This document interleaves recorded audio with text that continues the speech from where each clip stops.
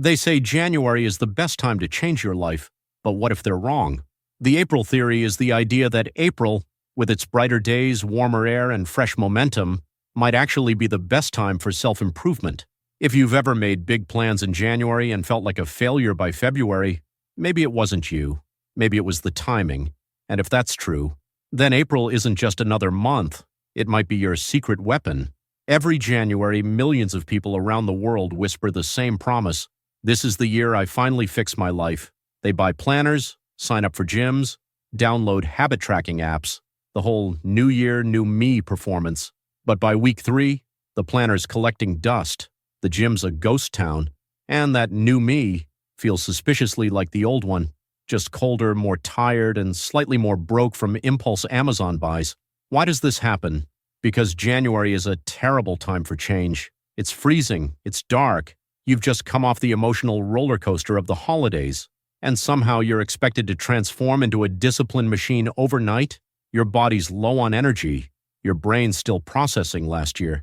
Your environment screams, hibernate, not hustle. But here's the secret. You're not broken. You're just out of sync with nature, with biology, and with momentum. Because change doesn't happen when the calendar tells you. It happens when your system is ready. And for many people, that moment isn't January, it's April.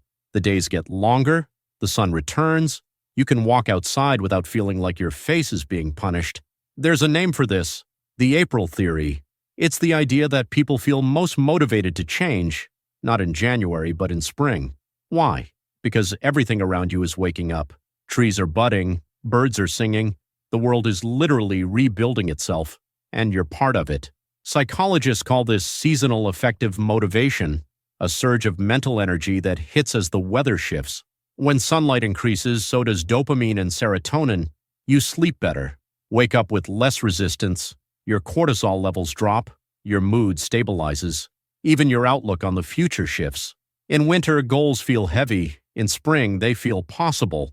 Ever notice how cleaning your room feels less dreadful when sunlight's pouring in? That's your biology reacting to the light. The environment doesn't just affect your mood, it affects your identity.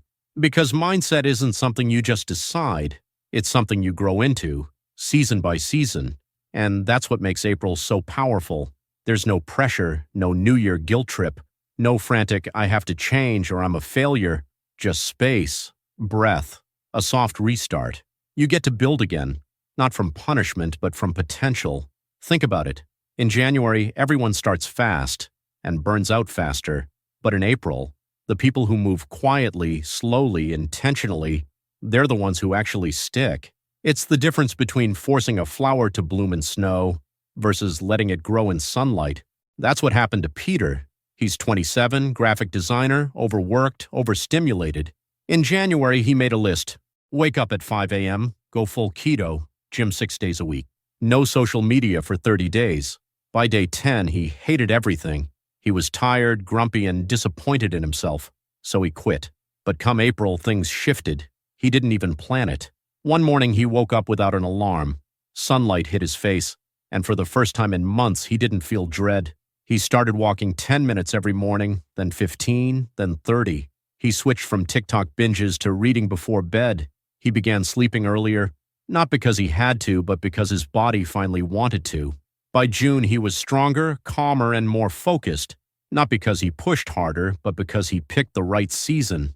The April theory isn't just motivational fluff. It's strategy, it's nature, it's working with your biology, not against it. So maybe it's time to let go of the January shame, let go of the idea that change only counts if it starts on January 1st. What matters isn't when you begin, it's that you begin when it makes sense for you. This season is your advantage.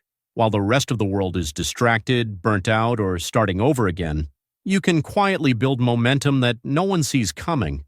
Start small. One habit, one walk, one mindful breath. Let your routines grow like roots, beneath the surface, steady and silent.